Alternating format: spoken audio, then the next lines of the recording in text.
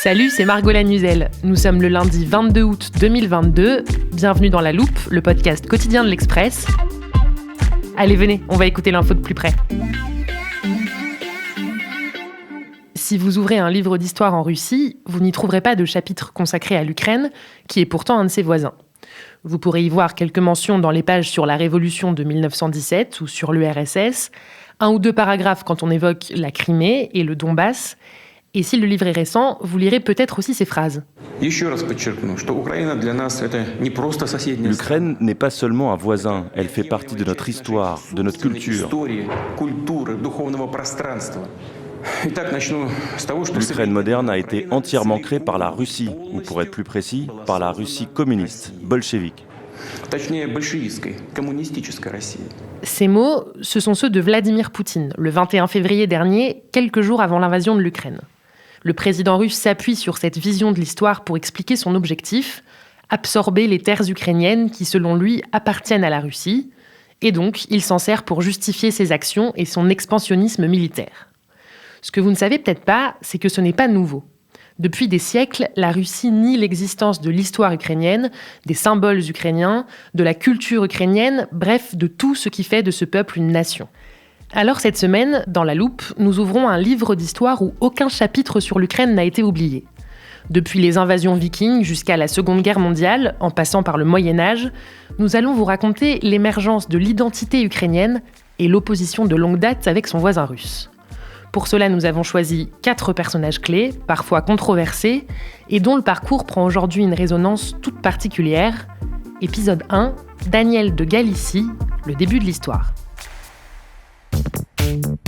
Et pour nous brosser ces 4 portraits, nous avons fait appel à un professeur particulier, spécialiste de l'histoire de l'Ukraine, Yaroslav Lebedinsky. Bonjour, bienvenue dans La Loupe. Bonjour Margot. Vous êtes historien, enseignant à l'INALCO, et vous n'êtes pas venu en studio les mains vides, je le disais. Vous apportez un livre d'histoire spécialement écrit pour La Loupe. Ne le cherchez pas dans les librairies, il est seulement ici avec nous. Mais il n'en comprend pas moins des cartes, des photographies et toutes les dates qui permettront à vos auditeurs de se repérer. Très bien. Je vous propose qu'on commence par notre premier portrait, le roi Daniel Ier. Est-ce que vous pouvez nous le présenter ? En ukrainien, c'est Danilo Romanovitch, puisqu'il est fils du prince Roman. Nous sommes donc au Moyen-Âge, et plus particulièrement au XIIIe siècle. Le personnage est né en 1201, il est mort en 1264. Et j'ajoute qu'il est malheureusement pratiquement inconnu en Occident et notamment en France. D'accord, on voit son portrait sur la première page de notre livre. Est-ce que vous pouvez nous le décrire ? À quoi il ressemble physiquement ? Je peux vous le décrire, mais en précisant que c'est un portrait imaginaire, il n'existe aucun portrait d'époque, donc il est représenté en roi.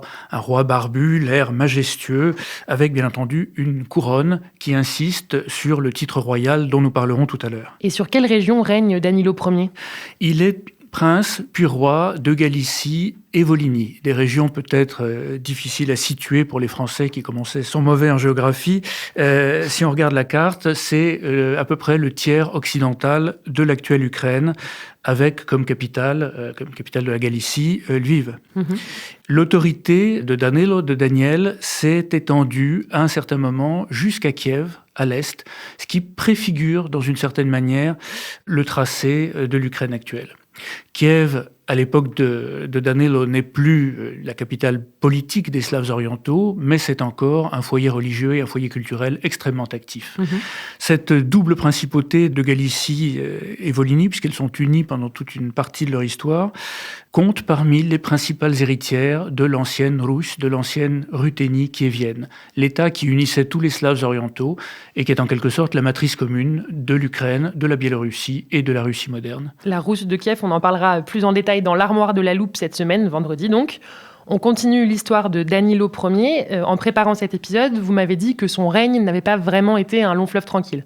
Il a été dépossédé dans son enfance par des rivaux à la fois indigènes et étrangers, et il a mis des années, des décennies à remonter sur son double trône, celui de Volhynie en 1215, celui de Galicie en 1238 seulement. Il y ajoute Kiev en 1239, il a donc reconstitué l'héritage paternel, et c'est à ce moment-là que se produit la catastrophe des invasions mongoles, ou tatars, comme on les appelle en Europe, les tatars qui déferlent donc sur toutes ces principautés de l'ancienne Rousse kievienne. En 1245, alors que les Tatars le surveillent déjà de près, Danilo parvient à écraser tous ses ennemis. Ses rivaux galiciens, différents autres princes de la Russe, et aussi les Polonais et les Hongrois qui lorgnaient sur la Galicie.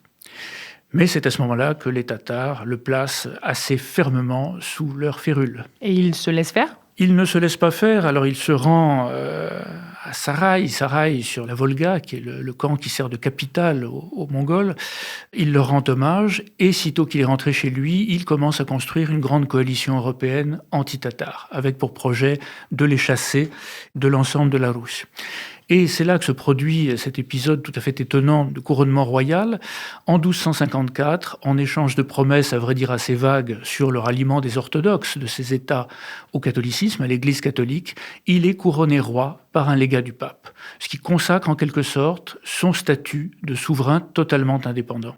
Et sa prééminence dans cette Russe méridionale. Et ça, c'est aussi une forme de défi vis-à-vis des Tatars. C'est un défi ouvert aux Tatars, qui réagissent par plusieurs expéditions punitives, qui contraignent finalement Danilo à capituler. Il sauve son trône, il sauve sa vie, mais il est contraint de démanteler toutes ses forteresses. Donc un roi orthodoxe couronné par les autorités catholiques, il est temps que vous nous expliquiez en quoi son histoire pose les premières bases de l'identité de l'Ukraine.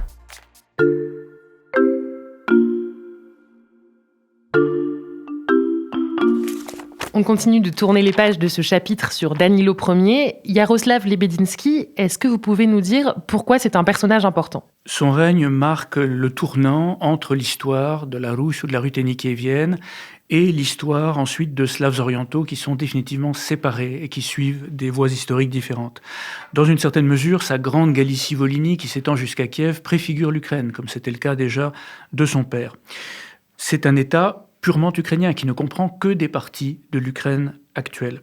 Et puis surtout, son règne a vu s'esquisser des tendances qui se sont renforcées sous les règnes de ses successeurs et qui ont donné à la Galicie-Volhynie une personnalité tout à fait particulière et distincte de celle d'autres principautés héritières de la Russe. Et quelles sont ces tendances ? L'une des plus frappantes, c'est le système politique, un système dans lequel le roi certes règne, mais où la haute aristocratie, ce qu'on appelle les boyards, tiennent les terres et le pouvoir réel. C'est ce que dit la chronique de Galicie-Volhynie. Les boyards galiciens appelaient Danilo prince, mais en vérité tenaient eux-mêmes toute la terre entre leurs mains, c'est-à-dire gouvernaient réellement. Et à plusieurs reprises, on voit ces boyards, ces aristocrates, chasser des souverains, en appeler d'autres, bref, se comporter comme les véritables maîtres de l'État. Mais le roi reste un personnage important. Le roi reste un personnage important quand il a une forte personnalité, et c'est le cas de Danilo. Ce sera le cas de certains, mais pas de tous ses prédécesseurs. Il y a d'autres tendances intéressantes qui s'affirmeront ensuite. Par exemple, le fait que le souverain, pour contrebalancer justement l'influence de cette haute aristocratie, s'appuie sur des contre-pouvoirs. Des unités militaires nouvelles, composées de paysans, des nomades de la steppe, ces gens qu'on appelle les polovts, qui sont recrutés pour servir le souverain et que Danilo installe sur son territoire, au nord-ouest de la Volhynie. Et puis surtout l'élément urbain, la population des villes. Danilo est un grand constructeur ou reconstructeur de villes. Et il s'appuie sur cette population urbaine. Donc l'influence de la noblesse, l'importance des contre-pouvoirs, est-ce qu'il y a d'autres éléments fondateurs dans le règne de Danilo Ier ? Puisqu'on parle des villes, il faut signaler les tout premiers éléments de ce qui se confirmera sous les règnes suivants, c'est-à-dire l'introduction de ce qu'on appelle le droit de Magdebourg. C'est un droit d'origine allemande, comme son nom l'indique, centre-européenne, et qui permet l'autonomie complète des villes à l'intérieur d'un État. Les villes qui échappent en fait au système féodal et qui sont gouvernées par des organes élus. Ce sera aux époques suivantes quelque chose de caractéristique de l'Ukraine et aussi de la Biélorussie par rapport par exemple à la Russie.